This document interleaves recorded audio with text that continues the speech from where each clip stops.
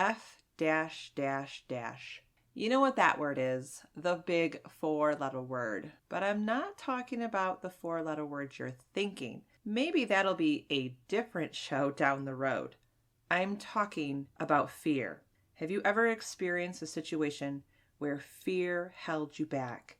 Have you ever done something you were afraid to do and then regretted it? Today, we are going to talk about fear with Annya Miller, how to push through fear, and why fear really isn't that big of a deal. I know, easy for me to say. Anya's goal is to help you create upward mobility and a happier life through business, self-care, and learning to better manage the motherload.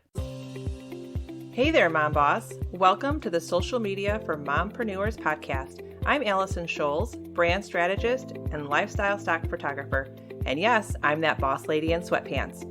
If you're ready to fine-tune your personal brand, grow your business on social media, learn some really cool marketing hacks, all while balancing family life, then girl, you're in the right spot. And please don't be shy. You can connect with me over at bossladyinsweatpants.com. If you're ready for today's show, go ahead and hand out the kids' tablets, open those juice boxes, grab your coffee, and hide in your closet. It's time to dive in. Hi, Annya. Welcome to the show. Hello. Thank you so much for having me today. Oh, I'm so glad you're here. And I am really excited. I know that sounds weird, but I am excited to talk about our 4-letter word today, fear, because I know everyone has experienced fear at some point in their life. It doesn't matter if you're in business, if you're not in business, you're a mom, you're in corporate. We all deal with fear and anxiety. So Annya, you are going to break down those walls for us today. I'm so excited because you have an amazing story. So let's just start with who you are and what is your business? So I am a wife and a mom of 4. I've got 4 kiddos. My business historically has been photography. So I do babies and newborns and birthdays and stuff like that, all of the cute photography. And then more recently, I started the Updraft Podcast and started getting into a space of just trying to help women sort of live their best lives and overcome the overwhelm and build their business and reach their goals. So that's kind of me in a nutshell. That's amazing. And your Updraft Podcast is amazing. You have such great stories to share. So if you're not listening to the Updraft Podcast, I highly recommend it because Annya is wonderful. Thank you. So we're going to start with the topic of fear. And before we just kind of jump in and tell our audience and listeners like, oh, this is how you push past it, I think we really need to take a step back and, let them know that, hey, we've all been there. So Annya, can you share your experience or a situation where fear has held you back? I could give you about 1 million situations where fear has held me back. I was an anxious kid. Like right from the get-go, I was anxious and I was scared. I was scared to talk to people. I was scared to try new things. I was scared to sleep because the house might burn down around me. Like I grew up as a fearful person. And then it kind of came to a head when I was in high school. By the 11th grade, I was no longer attending school because it had gotten to a point where I was afraid to even walk into a classroom if there were already 3 people there. So if I wasn't the first person that got to school that day and got to my seat and could kind of hide my face as everyone else walked in, I would just end up in a bathroom crying instead. There was no going. So one day the principal called me down. Well, the vice principal called me down. And she sat me down and, do you know why you're here? And I was like, I have no idea why I'm here. I'm a good kid. I never get in trouble. And she told me that my lack of attendance and the fact that I was still on the honor roll was making the other kids feel bad. And I either needed to commit to being there every single day and not missing a single class so that the other kids would see me working my butt off, or she was kicking me out of school. Oh, wow. And there was no way. So she kicked me out of school in the 11th grade. I had fear, but I was also a little bit, I don't even know what the word was. I don't know, spiteful, I guess, because I then turned around, went to a doctor, got an anxiety diagnosis, and made the school pay to homeschool me. Oh, wow. So they had to send a teacher to my house. And eventually I did overcome that. I did go back to school. In the 12th grade, I did a couple of, ironically, I was in the musical theater program. I played Eponine in our version of Les Mis, and I got up on stage and I sung in front of 2,000 people, which kind of makes no sense, but I think it was because I could be someone else. Like, it wasn't me standing up there, it was the character Interesting. standing up there. But so like right from high school, things were holding me back. And then, there were other opportunities that came my way for different universities, but I would have had to travel away and I would have had to change my life. And I was too scared. And I was offered a job playing Ariel on a Disney cruise.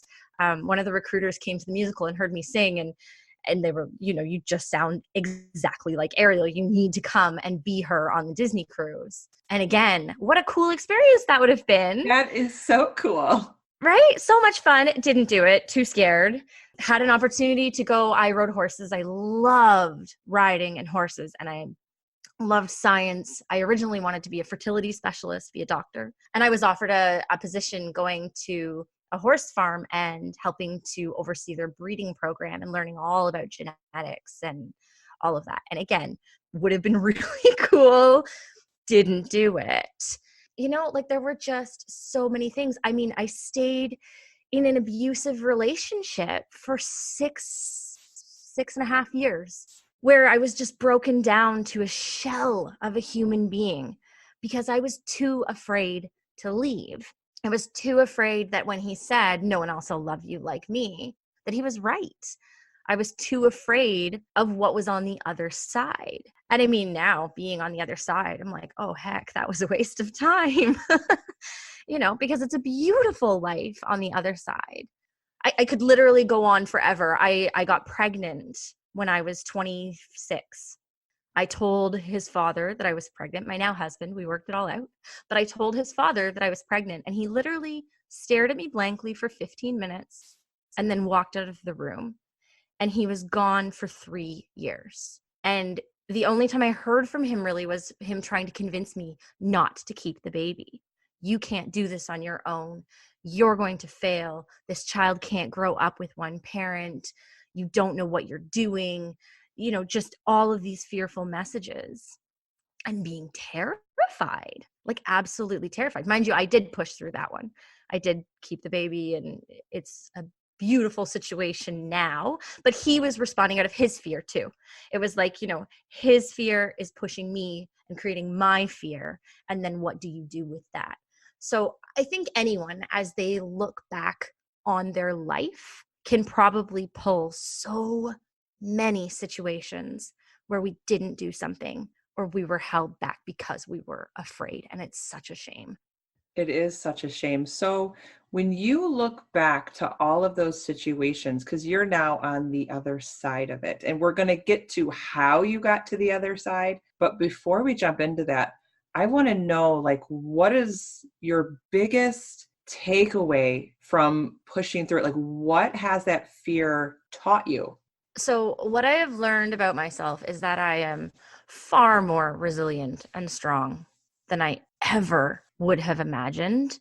It is incredible what a human brain and body can endure if it has to. Not that we ever hope anyone has to go through so much, but it is incredible what we can endure and come out on the other side happy and healthy and having a great life. And the other takeaway that I took from it is I don't think there has ever been anything that I was afraid of and did anyway that I regretted. So it's always worth it, because even if you do something and it's a huge fail, I've started businesses that just went belly up and lost me all kinds of money, but I learned things from them. Like you get something out of that. So it's always worth it to push through. I love that. So how do you cope with fear and push through it? How did you do it? So at first I didn't. It was basically, I went to a therapist a couple of years ago, really. And, I talked to her and I told her about my life. And I said, I think I actually said, I was like, I haven't had that hard of a life. I've had a few things happen to me. And then I started listing all of the things that happened to me. And her mouth just kept dropping further and further and further.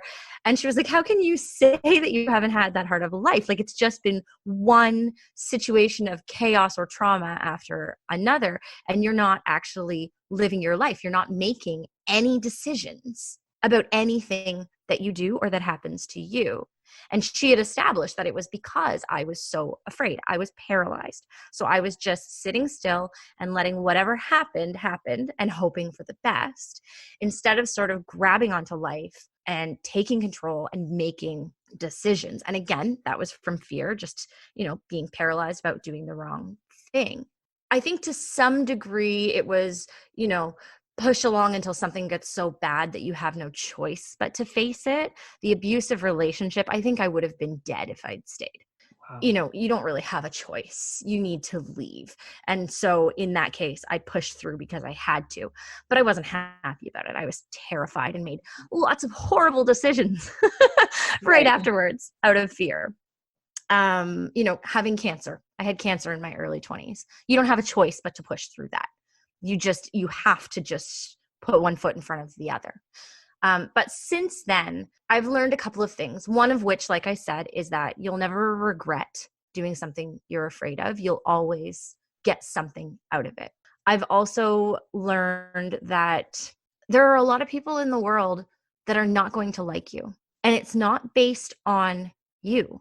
Because if it was based on you and who you are, I could put you in a room with 30 people at a party, and you could tell the room a bunch of stories, tell them about your life.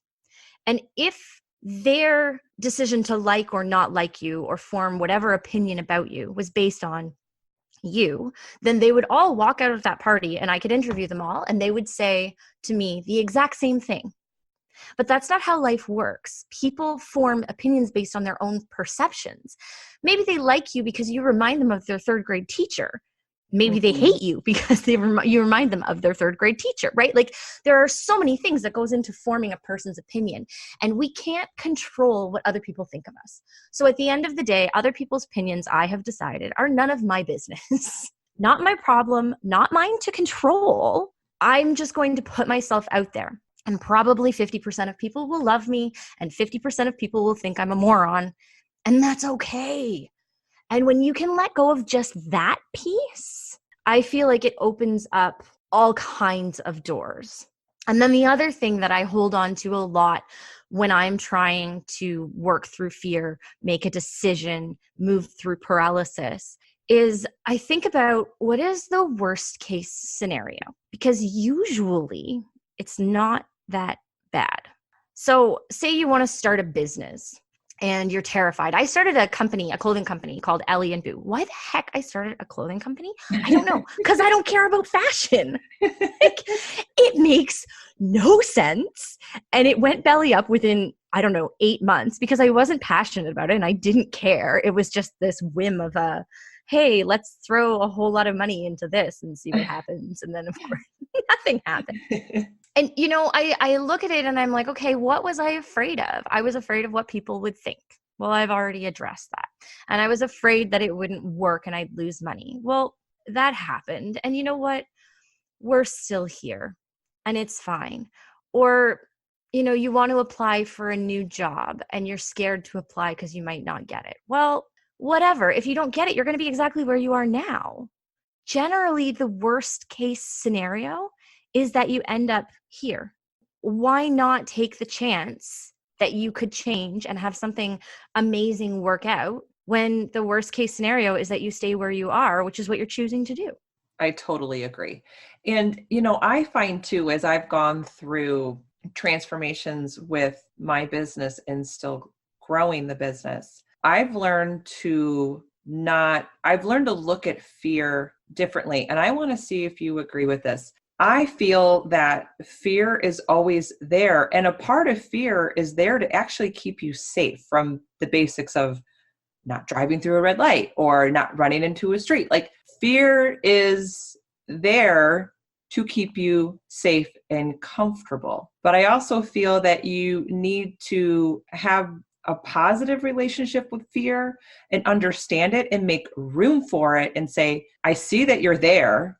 And I see that you're trying to hold me back, but I'm deciding that I'm taking the wheel and you're going to sit in the back seat.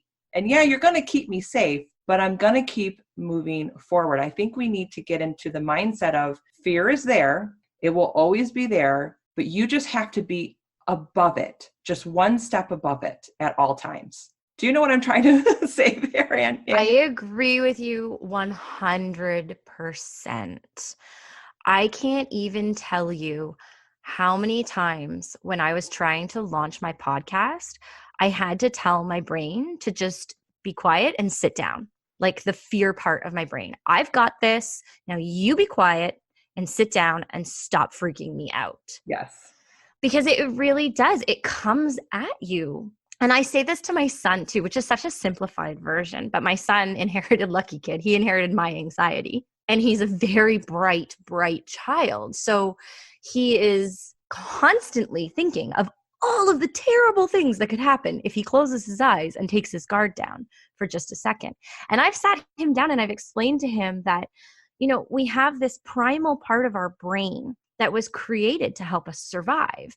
And back in the caveman days, before we had homes and alarm systems and communities, you had to stay awake or a lion would come eat you. And we don't have that anymore. So you have to tell your brain sometimes to just back off and calm down, because it loves to tell us that things are far scarier than they actually are. Another thing that I think is really interesting about that with your brain and fear and how you have to kind of have you said you have to have a positive relationship with it, is I was listening and I can't remember who it was. I wish I could think of who it was to reference them. I think it might have been Mel Robbins, but I'm not sure. Anyway, someone awesome was saying that there is no physical difference between fear and excitement. The reaction in your body is identical. You tense up and your palms get kind of sweaty and your stomach gets tight. And if you tell your brain when you're scared that you're actually excited, it believes you.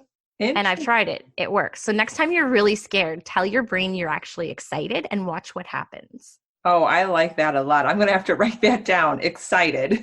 Yeah. Be excited, not afraid, because you can trick your brain into believing it. And you can then enjoy the thrill and the adrenaline of the fear instead of being paralyzed by it. So Annya, what advice would you give to someone who has big dreams? Let's say they want to start their own company, or they, want to network or be a speaker, whatever they want to do, but they're paralyzed by that anxiety or fear. What advice would you give them to start that journey to push past it? I would tell them to break it into little tiny chunks and tackle it bit by bit each day. And at first it feels silly because you're not really making any progress. But as you accomplish each of those tiny things that you were afraid of, and you can look back and see that nothing bad happened and you're doing fine and you are resilient and you are strong, you gain momentum, and then you'll start taking on 2 or 3 tasks a day, and then 4 or 5 tasks a day, and then bigger tasks. And you can kind of chunk through it bit by bit by bit. When you look at the whole picture, you're going to get overwhelmed. You're going to drown yourself. But if you can just break it into tiny bite-sized pieces that you can take on one at a time, you will make progress, and then you will gain momentum, kind of like a snowball rolling down a hill. Just remember that what is the worst case scenario? Like, just think about that. Remind yourself that it's not that bad. You're not going to die. And then just do like a really quick 5, 4, 3, 2, 1 and do it. Don't think about it. You're going to psych yourself out. Just 5, 4, 3, 2, 1 and do it. Or 3, 2, 1 if you're really scared. Just do it. Like jumping into cold water. You just do it. And then you'll get this rush of exhilaration afterwards. It actually feels amazing afterwards because you get that hit of adrenaline. And really, when fear is sitting there in the back seat, staring you at your rear mirror, you just need to tell fear, you're really not a big deal. Yeah.